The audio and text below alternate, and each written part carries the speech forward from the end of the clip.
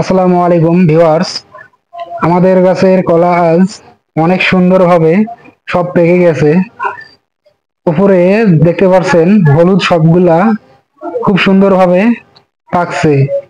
এখন গাছ থেকে আমি একটা সুন্দর পাকা দেখে কলা খাবো। কলাগুলো দেখতে পাচ্ছেন কেমন জোশ হয়েছে। এই জোশ কলাগুলো থেকে একটি কলা ছিঁড়লাম। এখন এই কলাটা বাসায় নিয়ে গিয়ে আপনাদের খেয়ে দেখাবো। কলাটা কি কলা আপনারা অবশ্যই কমেন্ট করবেন। কমেন্টে বলেন দেখি এটা কি কলা। কলাটা অত্যাধিক হলুদ হয়েছে এবং খাইতে কেমন হয় খেয়ে বলতেছি। কলাটা শসা ছাড়ানোর পর দেখতেছি অনেক বেশি পেকে গেছে। কলাটা খাইতে অনেক অস্থির লেভেলের ছিল, মিষ্টিটা অত্যাধিক বেশি। যাই হোক, সামনে কলার কাঁদিটা পাড়ার ভিডিও দেখাবো। কলার কাঁদিটা আজকালের মধ্যেই পারবো।